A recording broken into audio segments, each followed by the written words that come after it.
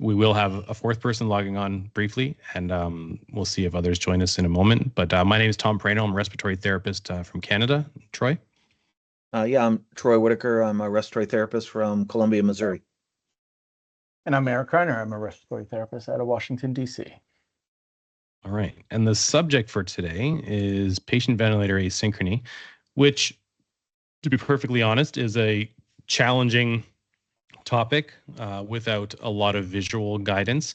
But I think a lot of describing what it is we can do. And then if need be, I'll have some slides sort of ready to go to show some of the asynchronies that we may discuss.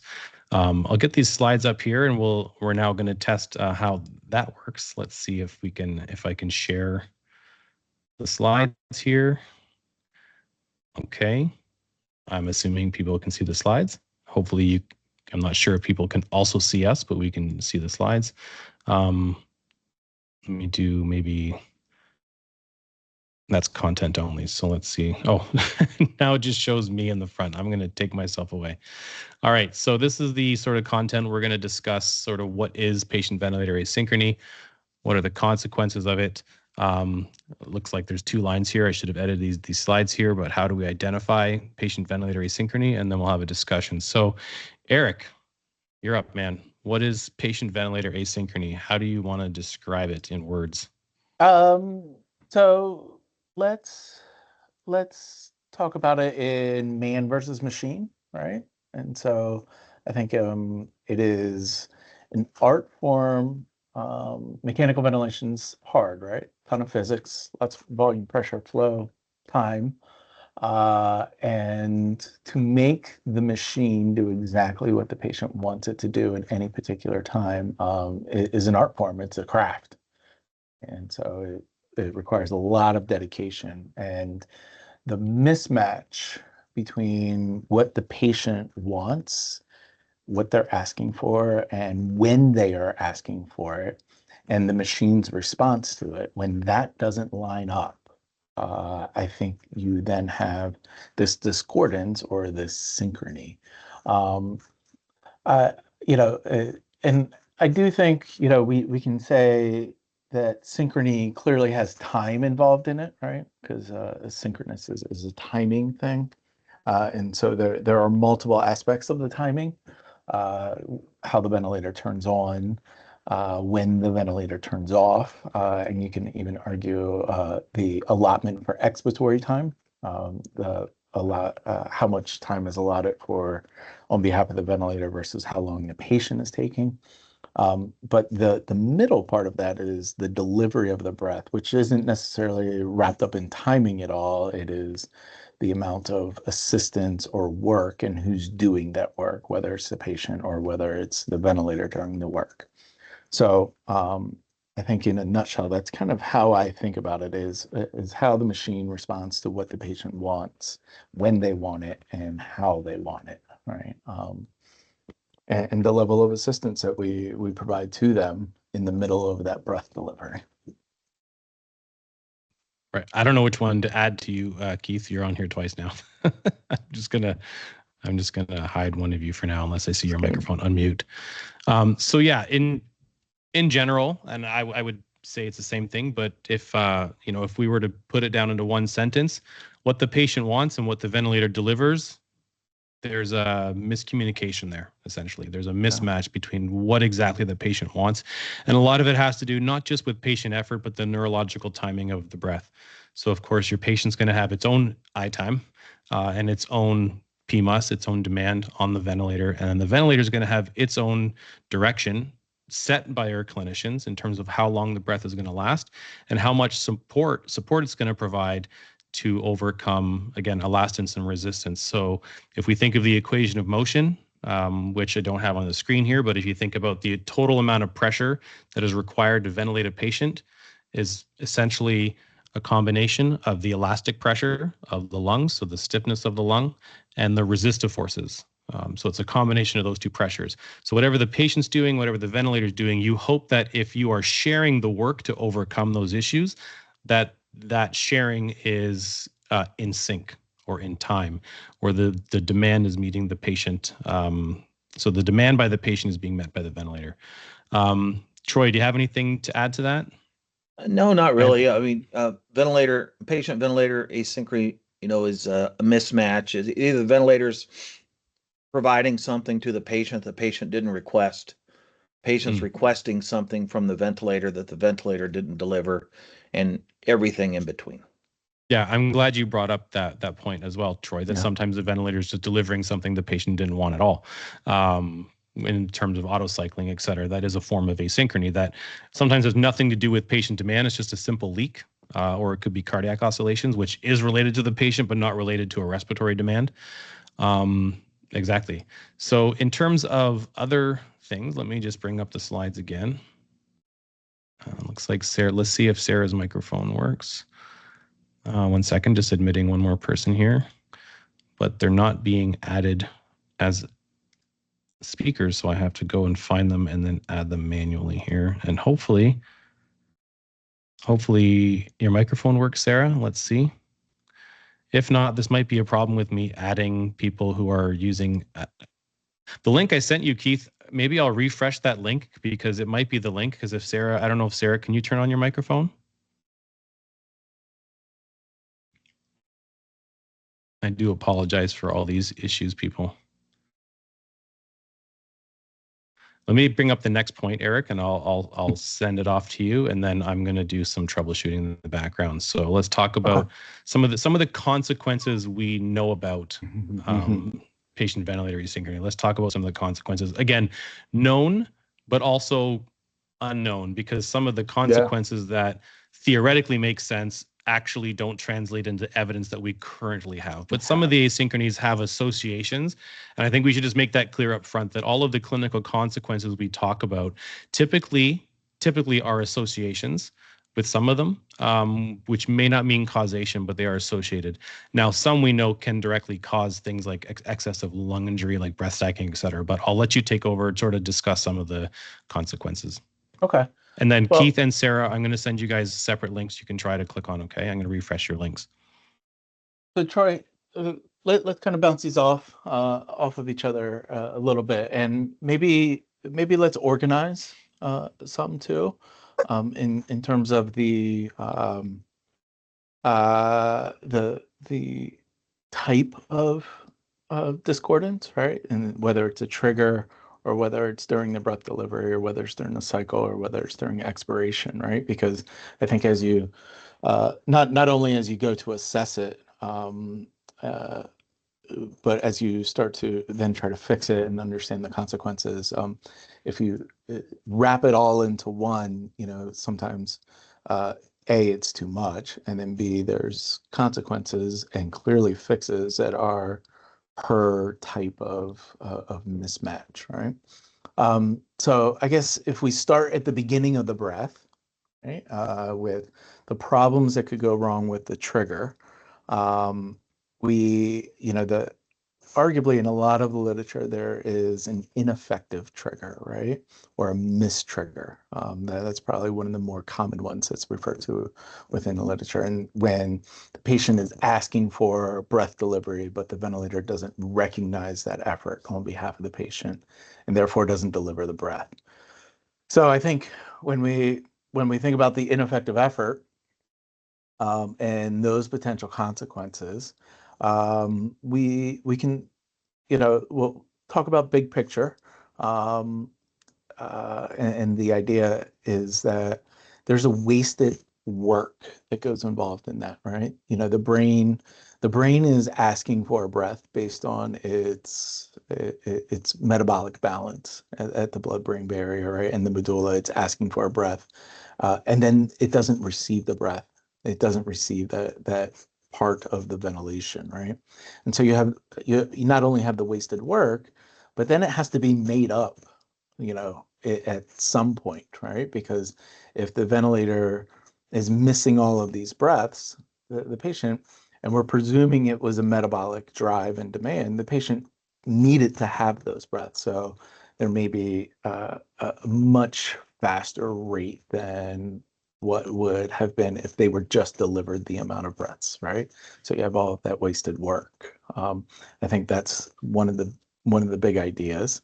I think there's a neurologic component and a sequelae of issues that go with that, because if you appreciate that the patient is asking for a breath and not being delivered a breath, that feeling on their side of the story is, I can't breathe.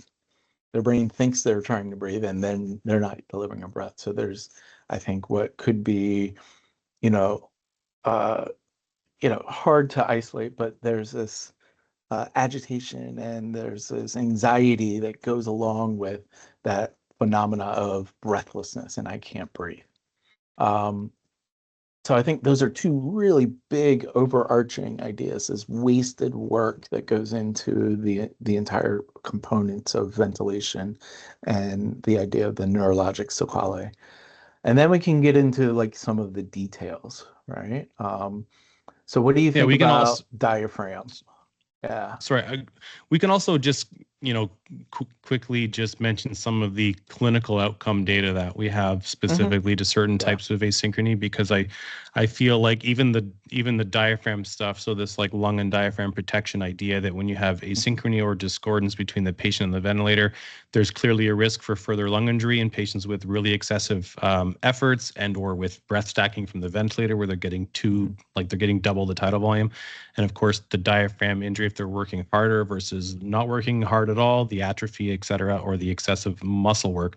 But in terms of what we know for clinical associations, we know that things like ineffective efforts. So ineffective efforts, the patient's trying to trigger the ventilator, but the ventilator is not responding.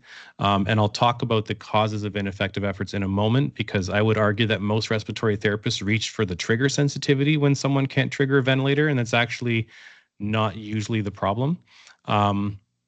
And I'll talk about that in a moment. But in terms of ineffective efforts, the association we have is that it results in prolonged time on the ventilator. Yeah. Which makes sense. The patient's not triggering, and it could have something to do with this wasted work that Eric is discussing. But I also think there's another hidden issue with why it may prolong mechanical ventilation. And I'll explain it this way, and I'll tell you that this has happened to me in terms of the feedback from nurses and other clinicians. When you have someone with ineffective efforts, let's say the respiratory rate on the ventilator is reading 16 breaths per minute, but the patient is missing every other breath. So the true respiratory rate of the patient is 32 breaths per minute, but the ventilator is only picking up half of those. So they have an asynchrony index of 50%. 50% of the breaths are completely missed. Now, to fix ineffective efforts, generally you do not need to reach for the trigger sensitivity unless someone has set the trigger sensitivity inappropriately. But generally that patient would have trouble triggering every single breath. But usually with ineffective efforts, they're only missing one breath and then they trigger the next breath, no problem. The reason why they're unable to trigger the breath in between the two is because of hyperinflation, typically caused by either over support in combination with a weak effort, which even if a patient has a functioning diaphragm, if you over support them, their effort will be weak because they don't need to try very hard to breathe. And then, so that's one thing. The other thing could just be delayed cycling. So over support and delayed cycling are both ways of giving a patient a breath longer than they demand. So what happens, you end up with increased inspiratory time from the ventilator, despite the patient not wanting a full breath.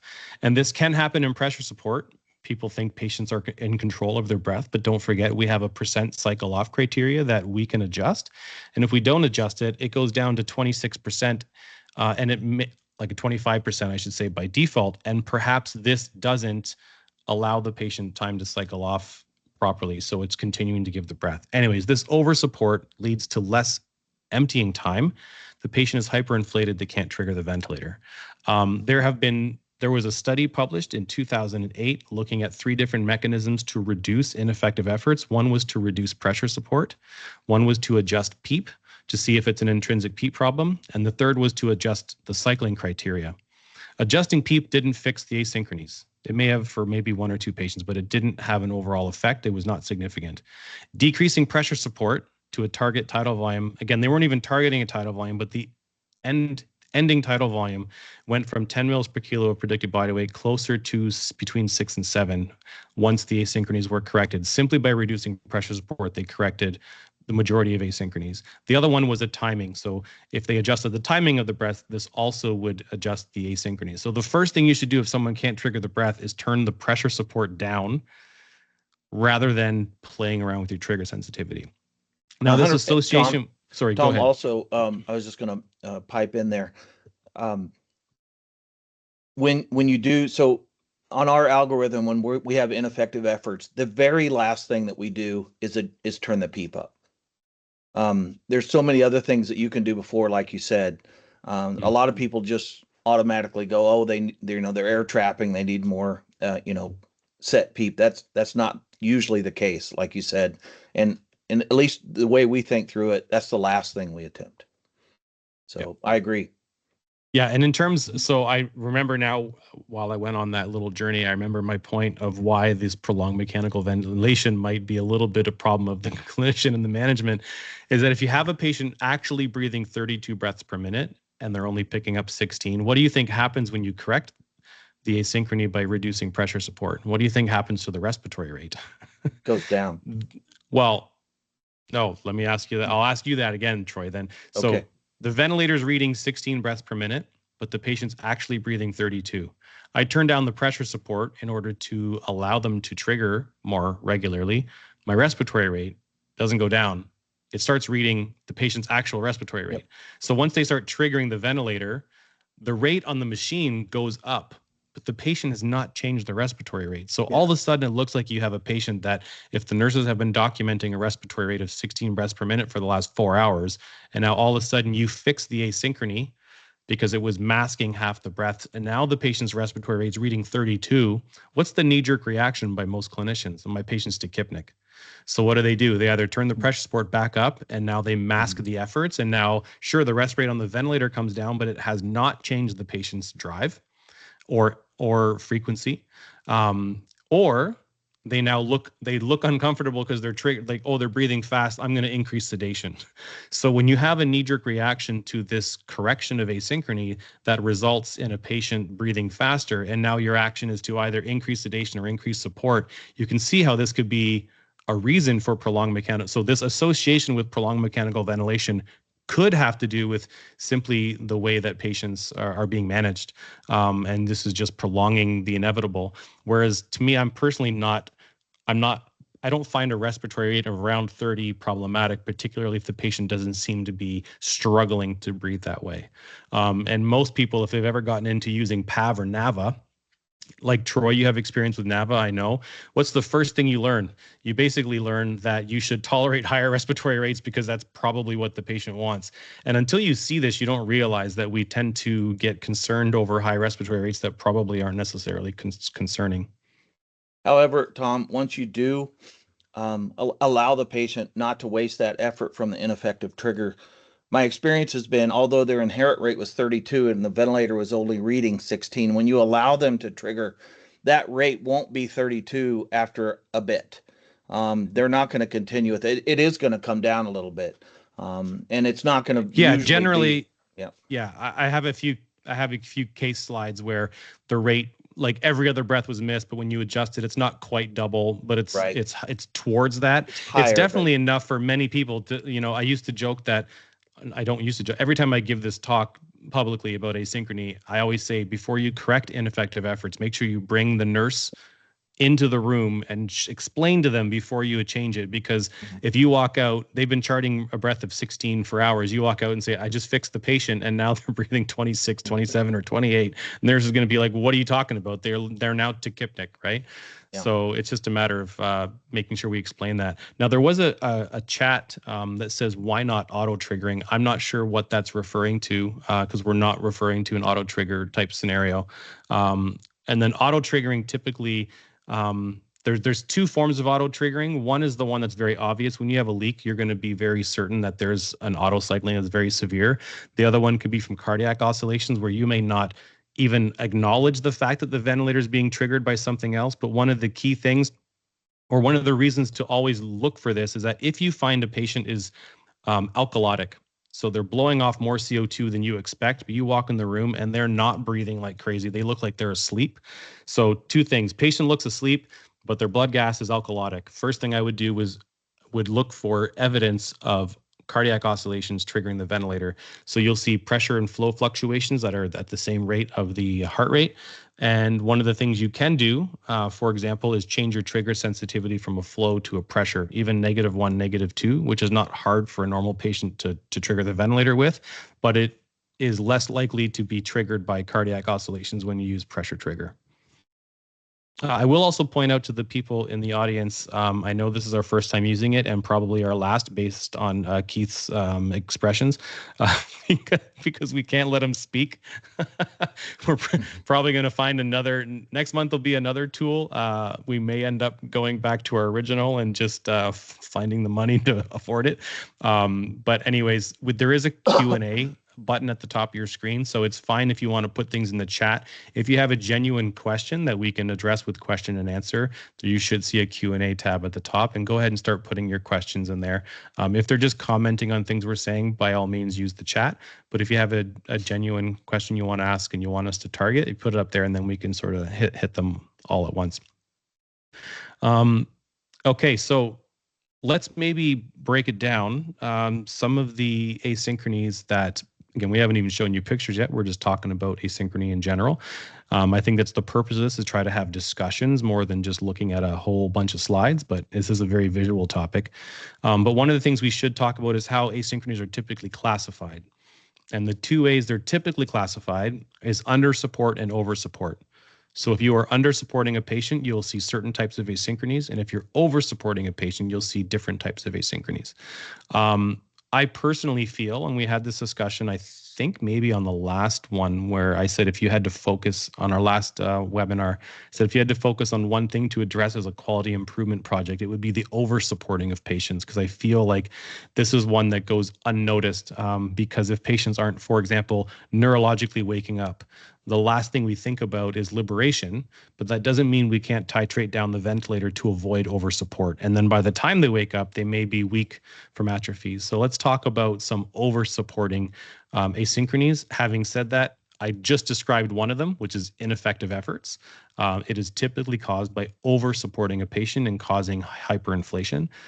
So that's one. And of course, the answer to that is simply to reduce the pressure support or the timing of the breath to try and avoid over supporting them. But let's talk about one of those aspects of over support. We could just classify it as delayed cycling. So Eric, why don't you describe delayed cycling for us, if that's all right? I'm just going to direct it a little bit, and I'm going to pick on people. I'd pick on Keith and Sarah, but their microphones are working, so that would be unfortunate. Keith, I want you to type in the chat your explanation of, okay, I'm just kidding. Go ahead, Eric. So, yeah, and I'll just read it for you there, Keith. All right. So delayed cycling is, it's a mismatch of time at the end of the breath, right? So delayed cycle or termination is when the ventilator's inspiratory time is longer than the patient's inspiratory time, right? By whatever mechanism that you've set up termination of inspiration criteria, right? And so that's different per mode. It's volume or time or flow cycle, dependent across the modes, right? And so however you have the ventilator configured and set up, that inspiratory time on behalf of the ventilator is lasting longer than the patient's. And so the patient is now exhaling. They're done with their neural inspiratory time, and now they're exhaling against a ventilator that is still providing inspiration. It hasn't cycled into its exhalation yet, based on your criteria that you have set up, right? And so that's how that kind of fits into that over support, essentially, is that you're just doing too much for too long, and the patient doesn't need all of that, right? And so, I think what you can see a lot of the time, do you want to go into recognizing and that sort of stuff, or? You know what? I'll just for a second, I'll just put a slide up just to explain what you just described, and hopefully people can still hear me and see this and hear you. But essentially, this red line here represents patient effort, And this is a bench model. So this red line is basically the machine, or this likely would be like an ASL 5000. This is PMUS here, this red line here. And you can see that this is the point at which the patient is now passively exhaling. And as they exhale, this is the point, this is the pressure that should be reached. So with this effort, the machine's trying to ramp up, but then as the patient exhales, the machine reaches the pressure that was set, but actually starts to elevate slightly. And this elevation here is simply the passive recoil of the patient's lungs. So this is the patient exhaling. And then once it reaches the pressure, there's sometimes this overshoot that we see. In very aggressive efforts, you can see that even though, and here you can see the flow is reaching zero. So there's clearly a delay in cycling because the machine has reached, like the flow has stopped. There's now basically a plateau breath on this. This is in pressure control with a fixed eye time. You can see this one here, the eye time is longer. It's almost, it's almost long enough to, or it's almost short enough to just match the patient. But because the effort is so strong, you can see this tenting here, which some people feel that like, oh, this is the machine not reaching the pressure. I agree for the first part of the breath, but this spike is actually due to the elastic recoil. So it's a combination of both. The machine doesn't reach the pressure you've set until this point right here, but the patient's already in the exhalation phase, which is why there's now this little spike in this tenting. Now, here's a picture of an actual patient at the bedside, not just a bench model. And again, I don't have the PMUS. I don't have an esophageal tracing or an EDI to show the same thing, but you see visually how almost identical these two shapes are. So knowing that this is what could possibly be happening below the surface, this is how it may show up at the bedside. And one of the things you can do is, of course, freeze your waveform and move your cursor along. And I would probably guess that right around here is where the pressure met the setting. And then this is a spike here. This is just that elastic recoil. As the ventilator's just about to cycle off here, it captures some of that elastic recoil. And in fact, if I were to do an inspiratory pause, some ventilators allow you to do it in both pressure support and pressure control always, or volume control always. But in some ventilators, you can do an inspiratory pause during pressure support. If I did, this would plateau, and this would represent the true driving pressure of the patient. So that's almost an entire different discussion, but delayed cycling can sometimes look like this when patients are really active. And another form of delayed cycling is simply when you look at the flow.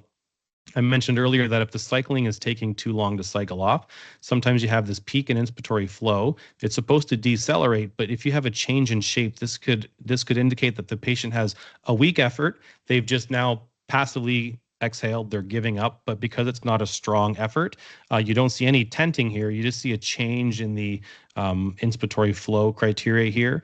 And you can see there's ineffective efforts after every single breath. This is the breath that's simply lasting too long. So if I cycled off sooner, then it would correct this issue. And I'll just leave this up here. You can comment on this, Eric. This is one of the main clinical consequences of delayed cycling. Yeah, so essentially, and this is what you alluded to, and we're eventually wrap it back into this presence of ineffective triggering, right? Is that they become dynamically hyperinflated, and you've extended an inspiratory time, and thereby shortened an expiratory time. So, right, so both of these situations in which you have prolonged inspiration with shortened exhalation kind of converge into a dynamic hyperinflation, right? And the patient at that point, because of this dynamic hyperinflation and this additional PEEP that the ventilator doesn't know about, I'll kind of refer to it in that way, makes it difficult for them to then trigger the subsequent breaths, right? Because the threshold isn't the actual amount of PEEP. It is based on the set criteria of a set PEEP with that trigger threshold. So because of this patient's hyperinflation, they essentially have to pull all the way down through that auto PEEP or that intrinsic PEEP, and then down to the cycling criteria or the triggering criteria, right? And so that difficulty for some patients to pull alveolar pressure down into your set airway pressure and then to the trigger threshold is what results in those ineffective triggers, because some patients can do that, and then some patients don't have the ability to do that, and they can get it part of the way or some of the way, and then that's why you end up seeing the changes with pressure. But you'll always kind of see those changes with the expiratory flow because of the direction in which that flow is coming into them as they're making that inspiratory effort. And so that therein lies that kind of directional consequence of over support, right? Leading into an ineffective trigger, and that reasoning why. Right? Yeah, and this again, I'm not sure if people can see all the speakers or if they can now only see the slides and my face. Maybe someone could put that in the chat so I know whether or not I should ever do this view right now while I talk. But so for over assistance, we have delayed signaling. We already delayed cycling. Sorry, we've already talked about ineffective efforts. Troy, you're going to be up for this one in just a moment for reverse triggering. The auto cycling, we briefly mentioned it. I have a quick video that I'm going to show you of auto cycling. So what prompted us to look at this patient was they looked very asleep. They did not look in distress at all, but they were alkalotic. So they were blowing off CO2 way more than expected. And you're going to see many flow and pressure fluctuations, which if you're inexperienced at looking at the ventilator, you could say, oh, these fluctuations must be ineffective efforts. But when you see the frequency of the fluctuations and then what's happening when these fluctuations reach baseline, you do realize that it's triggering the ventilator inappropriately. The respiratory rate is close to 30, whereas this patient had an intrinsic drive that was much, much lower. The other thing you're going to notice, and this is going to lead into Troy talking about reverse triggering, some people feel reverse triggering can only happen when you have a mandatory breath by a ventilator being delivered and then the patient responds with an effort. I can tell you, we won't get too much into this video, but I can tell you when you watch this video, and I'm sure Troy, because we wrote up a case report on this that hasn't yet to be published, you'll notice that when the auto cycling goes off, when the auto trigger happens from the heart rate, you can see the patient is reverse triggering. They're taking a breath immediately after. They're trying to entrain with these auto cycled breaths every few breaths. So let's just quickly watch this video. Here it is.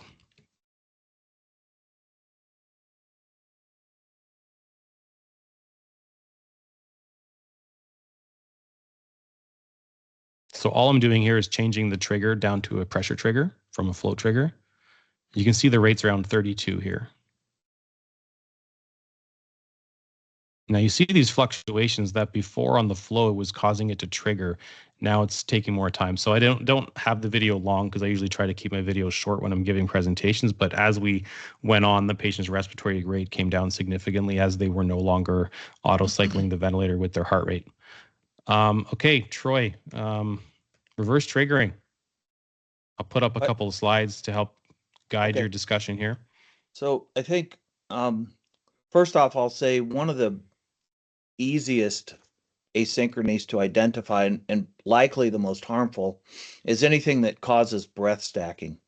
And breath stacking, as we all know, most people do recognize it, and most people try to mitigate it or eliminate it. There's several things that can cause breath stacking.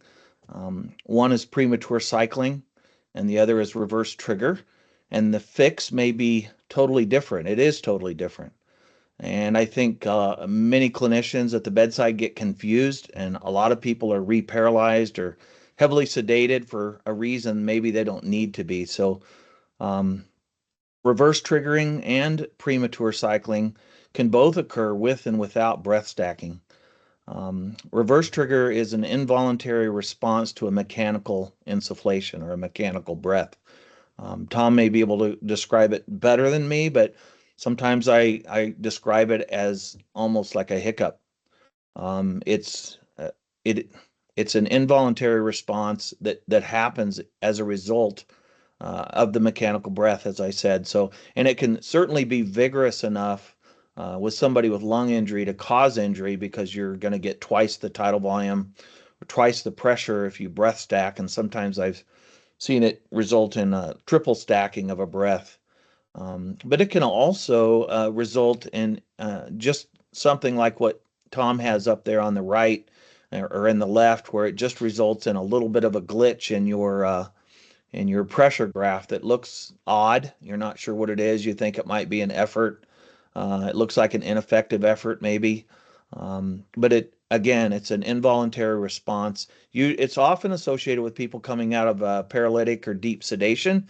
But once you start becoming in tune with what reverse trigger is actually very, very common in mechanically ventilated patients. We see it all the time. And the fix is actually to lighten the sedation and let the patient become more involved with their breathing. Let the patient trigger the ventilator, switch to a spontaneous mode, things like that. You can clean up my mess there, Tom, if you want to, but that's the way I would describe it. Yeah, no, you did a good job, Troy. Essentially, it has been described as sort of almost like a reflex, sort of an unconscious entrainment. So this was first described like many years ago. I believe it was in the 70s even. Patients recovering from anesthesia, as they start to wake up, the ventilator would have a set rate and the patients would begin to entrain with the rate. So it's just a way of the patient sort of unconsciously, as they're coming out of sedation, they feel the stimulus of the ventilator providing a breath, and they basically respond with trying to entrain with it. And this typically starts to happen in a pattern. It could be a 1-to-1 ratio, or a 1-to-2, sometimes 1-to-3.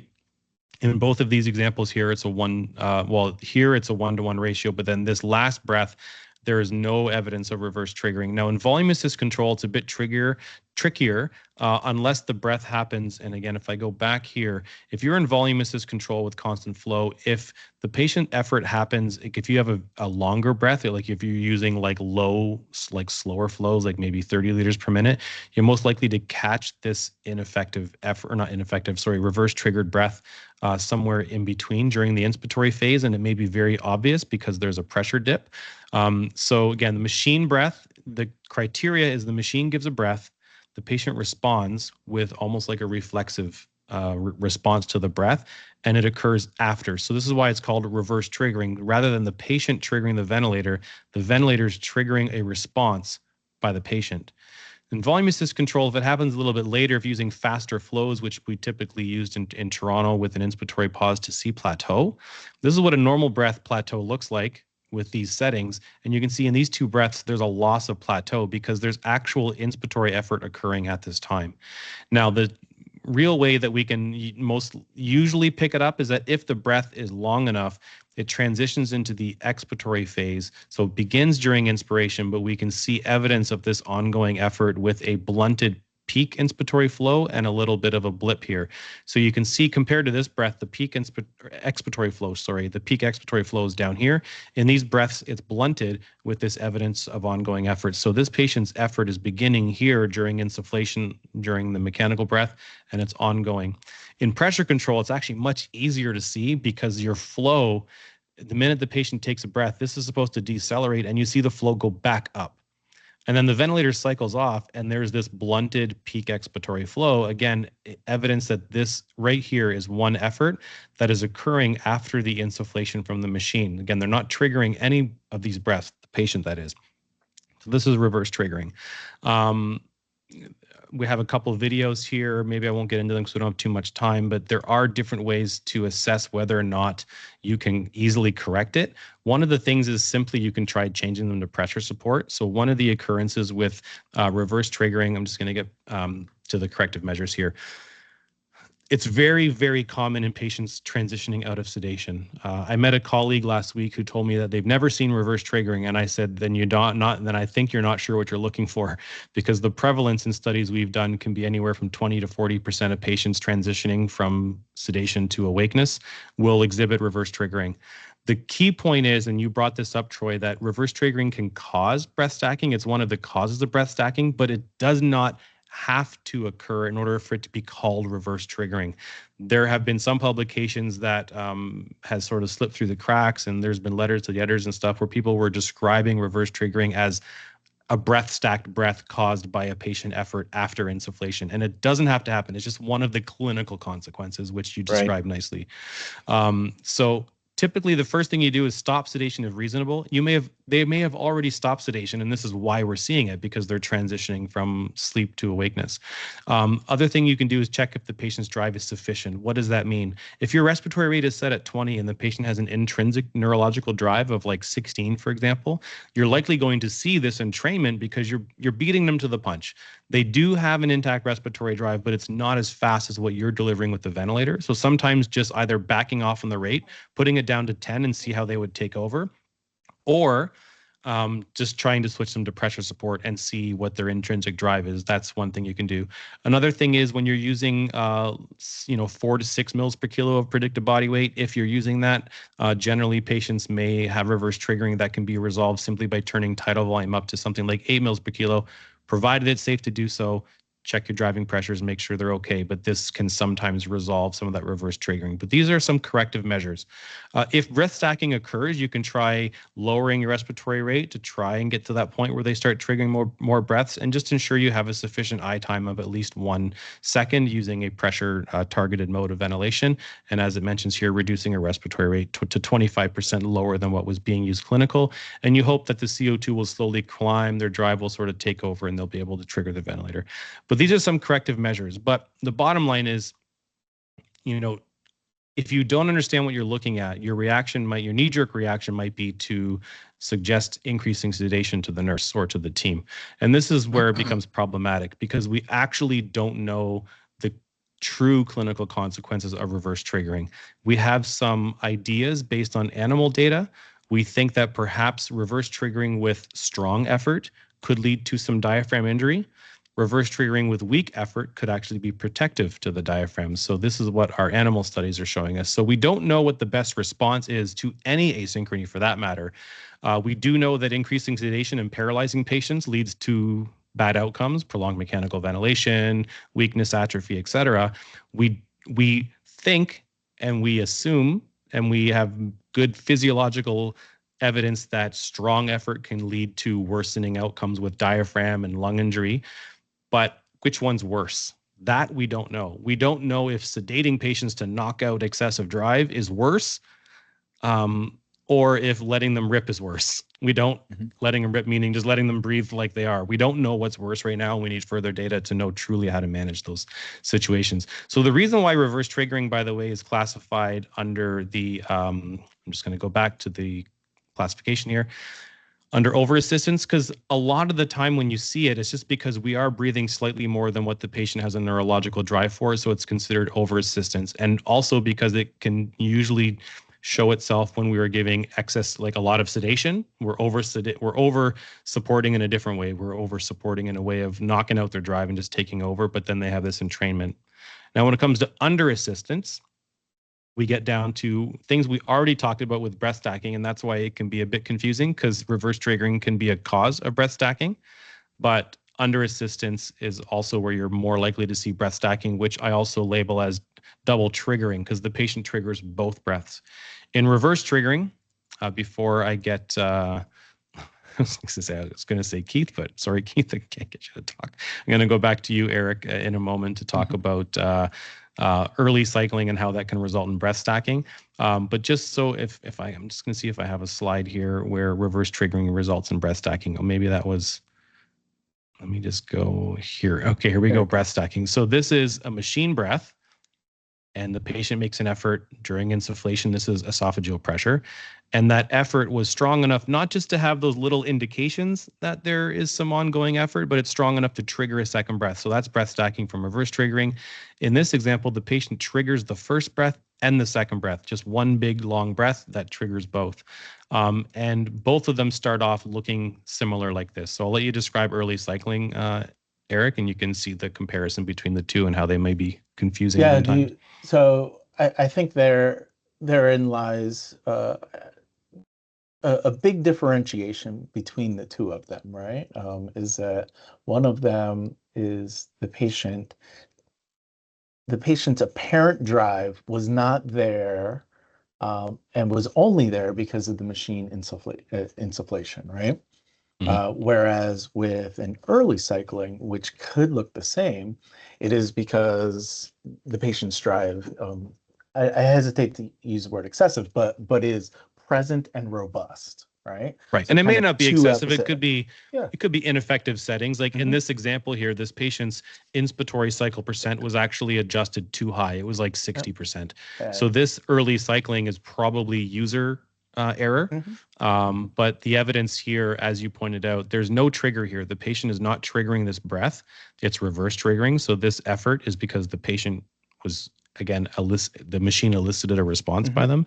Whereas in this example, as you mentioned, again, most ventilators are good at telling you that the patient triggered the breath. So here it is, they triggered it, and there's this ongoing inspiratory activity. But this is the issue right here, very short cycling. So I think maybe another little pro tip. You're looking at both of these, and they're like they look extremely similar, right? And I have a particular ventilator platform that may not be as great as in displaying to me whether this was a machine or time triggered breath versus a patient flow or pressure triggered breath. You can simply kind of do an expiratory hold, right? And if you do an expiratory hold, you have these two waveforms. You're unclear. Is this reverse trigger or double trigger, right? You perform an expiratory hold. And because the reverse trigger is occurring, the trigger on behalf of the patient is reflexively occurring because of mechanical insulation. And only because of that, what would end up happening is that during the hold, there would be no activity, right? Whereas in the early cycling, the patient inherently has that drive. And so during the expiratory hold, you would see the patient trying to trigger the breath there. And so you can kind of, right at the very start, just perform the expiratory hold and kind of rule in, rule out, is this reverse trigger versus a double trigger in your early cycling. And then if the patient during the expiratory hold doesn't exhibit an effort, you can leave the reverse triggering stuff alone and then focus on, all right, I have a mismatch of cycling. And so when we were talking about the delayed cycle prior, we were saying that the ventilator's inspiratory time is longer than the patient's inspiratory time. And in this case, it's just the reverse, right? The ventilator's time is shorter than the patient's inspiratory time, right? So their neural inspiratory time is lasting longer than the ventilator's inspiratory time. And so what ends up happening is that whatever the cycling criteria is for that particular breath, it has elapsed. And what happens kind of logistically in the interaction between the patient and the ventilator is that inspiration is done on behalf of the ventilator, and so the inspiratory valve closes and the expiratory valve is now open, and the ventilator is expecting exhalation to be occurring. However, if you now take yourself to the patient's perspective, their neural time is continuing onward, right? And so therein lies that mismatch in that the patient's neural inspiratory time is longer than the ventilator's inspiratory time. And so, and why we call it early cycling, that the ventilator is cycled early compared to the patient's cycle. And so I think it has varying degrees, again, just like kind of the reverse trigger does. And what ends up happening is that the patient's effort is present throughout the transition from inspiration to exhalation, right? And so you can kind of get what you see here and where those red arrows are pointing towards, that expiratory flow is going towards inspiration. That is the patient continuing their inspiratory effort. If you slide that arrow a little bit to the right, and where the expiratory flow then kind of accelerates, that and go all the way back down towards the left, you can see where the patient's eye time kind of actually stops and their expiratory time, their actual transition, right? And so you can kind of see the mismatch there. And so this one, in that it didn't result in a double stacking, the patient's So neural eye close. time. So close. So close. It wasn't as long. There wasn't as much of a discrepancy, and the effort wasn't enough to trigger the second breath. But the mismatch is still there, right? Yeah, and if this flow exceeded, again, like 2 or 3 liters per minute of flow above baseline, it would have triggered a second breath. Yeah. And so I think what you have to kind of feel on behalf of the patient is that flow should be going to the expiratory valve. There should be positive expiratory flow, but the patient is continuing to suck in against a closed inspiratory valve and essentially lassoing and pulling the flow that should be going into the ventilator back towards them, which takes a significant amount of effort on behalf of the patient, right? I mean, like that doesn't passively occur, all right? And so that's a pretty significant amount of effort, which is where you kind of get into the ideas of whether it's either lung and diaphragm or just focusing on diaphragm and that sort of stuff, right? And so that's a significant effort. If the patient's effort continues to be really mismatched and their effort is really strong, and now they trigger a second breath to come on, now you're really talking about two volumes delivered on top of each other without the patient exhaling the first one. And now you're really considering excessive end inspiratory volume and pressure because you have two delivered volumes. And now you're really talking about lung injury as opposed to just a single one, and maybe them diverting the distribution of that volume into, dependent areas and that sort of stuff. But you're really adding things up when you double stack that, and the mismatch is glaring, right? And so you have to fix the ventilator's inspiratory time to make it longer, or depending on your goals at that point, is it safety or liberation, and or am I going to let this patient up and let them drive?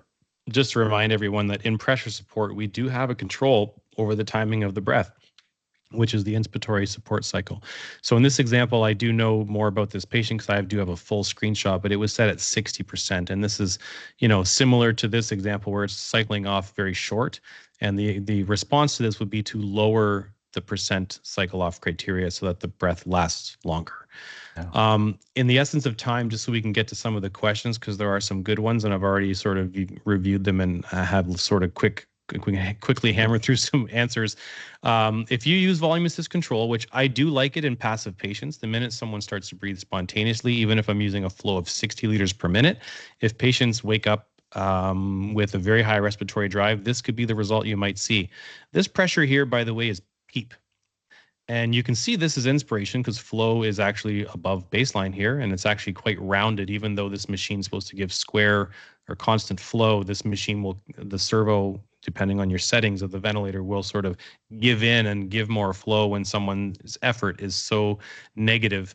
But during inspiration, where flow goes in and positive pressure should be going up, because the patient is pulling in as much flow as they can, and it's not enough flow, it's dropping the pressure. So this is the trigger, and you can see that the pressure is actually falling below PEEP. This is extremely uncomfortable for a patient, and I even feel guilty enough that I took a screenshot before fixing it, but I just had to for education purposes. I quickly took a screenshot, and then we switched the patient to pressure control. Now, this patient's drive was so high that even on pressure control, we had a very difficult time controlling their tidal volume. They were eventually sedated, paralyzed, and actually reproned because they were in the redeveloping ARDS phase.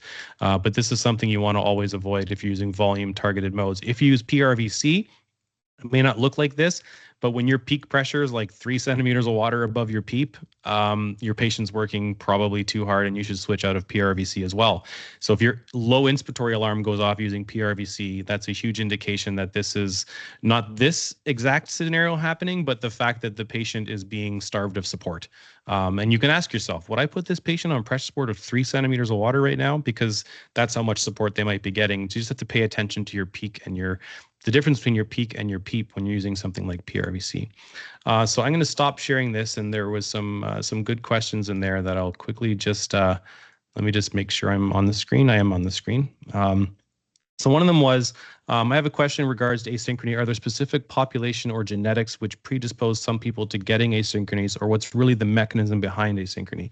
So again, we just described a whole number of different types of asynchronies. I will say the most common forms of, or the most common type of patient to have a problem with over supporting them and ineffective efforts are patients like with COPD and asthma, particularly emphysema patients. They have a longer time constant, so they do take takes longer for their lungs to fill and to empty, and sometimes waiting for the flow to reach 25% of peak flow, for example, in pressure support to cycle off. By the time it reaches that 25% criteria, they're getting excess volume, they're getting excess support, and then they have worsening hyperinflation and difficult breathing. So that is a type of patient that's more likely to exhibit something like ineffective efforts.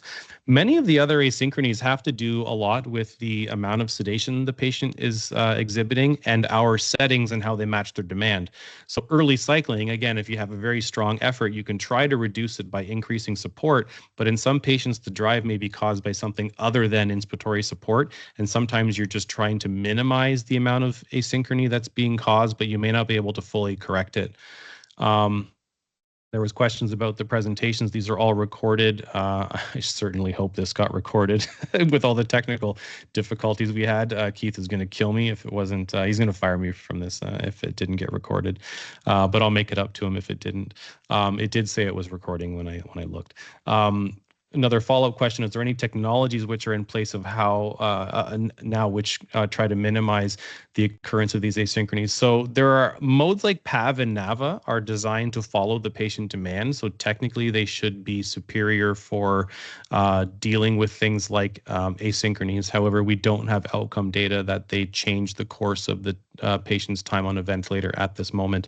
I will tell you that there is a publication, a large randomized controlled trial of PAV plus versus pressure support ventilation as a standard mode. So in order for patients to be enrolled into this study, they had to be spontaneously breathing. They could not have been on pressure support for more than 24 hours, and they couldn't have passed an SBT. So if they met criteria for SBT, we actually had to try to do it. And if they failed it, we couldn't enroll them. Or if they failed the SBT, we could enroll them. If they passed it, we couldn't enroll. Even if they weren't going to extubate, if they passed an SBT, they weren't enrolled. So it was just people who essentially were now going to be weaning from a ventilator because they weren't ready for liberation or they failed a liberation attempt. But anyways, that study has been submitted and we're just awaiting peer review. My understanding is most ICU patients have, and I should talk about other technology. So that's technology that can help to reduce asynchronies. There's also technology that can identify asynchronies. There's a software company that Luis Blanc, who's a physician really interested in asynchrony. He's sort of part of this company. They're out of Spain. The software is called Better Care in Canada. Better Care can be purchased through Draeger, like they distribute that software here. I don't know if they're distributing it in the US. That would be a question for your local Draeger rep. They likely would know because I think they have an affiliation with the company. So my understanding that ICU patients have asynchrony up to 50%, according to clinicians, and this is out of the Netherlands, I believe, but depends on how you measure them. I guess it all depends on the lung condition, whether a patient will get or less of them in the specific kind of asynchrony. So yes, it does have a little bit to do with the lung condition, as I mentioned with the COPD patients. Reverse triggering holds no discrimination against anyone. That's why if you say you don't see reverse triggering, you probably don't know what you're looking for, because we did a study on all patients in the ICU. When they got intubated, they received a NAVA catheter, and we followed them for 24 hours. And for all the patients that regained spontaneously, I should say all the patients within 24 hours, depending on our threshold of how we define reverse triggering, it was anywhere, I think the highest prevalence, if we lowered our sensitivity, was up to 40% and lower. So between 20 and 40% of patients exhibited reverse triggering. But this is what's interesting, and this is why I say we shouldn't knee-jerk reaction sedate or paralyze these patients, is that if you had higher prevalence reverse triggering, you're more likely to be on pressure support or off ventilation the following day. Again, because this is a patient telling you they're now beginning to have an intact respiratory drive, and it's just sometimes a matter of time. So it's not something we should result or knee-jerk reaction increase sedation, for example.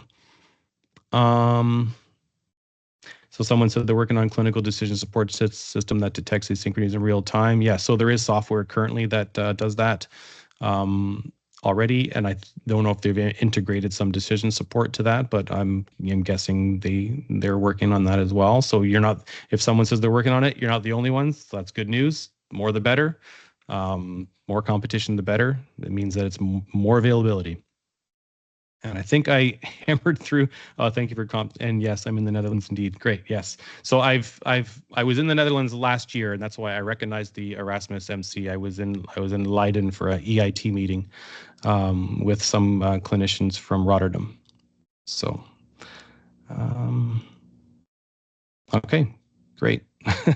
I will be in Amsterdam in July actually for 4 days. Not that everyone on the call needed to know that, but it's in the chat. Anyways, we're over our time now. I'll usually do what Keith does, which is let everybody know that this is recorded. Hopefully, this will be uploaded to Keith's channel. I feel like we punished Keith this entire time, but it's also yeah. I mean, I'm in charge of all of this stuff, so I feel really bad. At the same time, I feel like I now have an ongoing joke that I can make that we are easily able to silence Keith. Now, Keith, I'm going to ask you one question before we get off, and I wonder if this. So you and I have the same microphone. On the top of the microphone, there's a glowing bar. Is it red? And if it is, touch it. It's not red? Okay, because if I do that to mine, it mutes me, and I can't do anything on my computer to unmute. Okay, just making sure you checked. And Sarah, are you purposely muting or you can't unmute either? I think I can unmute. So it's only But you guys are sharing such good information. I don't want to cut it off. I do think we should look at another show where we talk a little bit more about like systematic approach. You guys were going through that to some degree, but I think it'd be really helpful. Yeah, asynchrony is a very challenging one. Maybe we can have a part 2 where it's like a systematic approach for detecting and correcting asynchronies, because many of the asynchronies, and this is what's most frustrating, is that I know, Eric knows, Troy knows, you know, Sarah, Keith, we all know that many asynchronies can be corrected. But if you're not good at identifying what the asynchrony is, then you're not going to know the proper approach. And in fact, the slide that I showed you where the cycle criteria was 60%, that was someone attempting to correct an asynchrony. That was their response, and it actually made at least early cycling a huge issue. I don't know what the issue was initially, but it certainly made early cycling an issue. And so I think it's a matter of both recognition and then correction. And this is where software is useful, as it was mentioned in the chat. Like, software will help us in the future to identify and detect. And then when you have decision support, it will tell you, okay, this is what we identify. Here's some steps for possibly trying to correct it. Not all asynchronies can be corrected. We don't know that all asynchronies are also bad. As I mentioned, we don't know if the response of sedating and paralyzing is worse than just letting it happen. And in many cases, letting it happen and ignoring it is probably better than sedating and or paralyzing your patient, like knocking out the respiratory drive. Those consequences are well described in the literature in terms of sedating and paralyzing and what the negative consequences can be. We don't have enough. And someone says, is there any place for AI? Sure. I mean, when you have automatic detection, obviously there's a lot of computing power that is responsible for that. The AI could also be enforced with decision making as well, which perhaps there's one way to fix something, but if there's other things present, there's 2 possible ways. Again, it's just a matter of like combining all of the data and giving a more useful response. And they're just saying, yes, they use AI trained on collected data set. So there we go. So thank you to everybody. It looks like, we did have someone use the Q&A. Can we register? How can we register for Inspire? I would love to attend similar talks.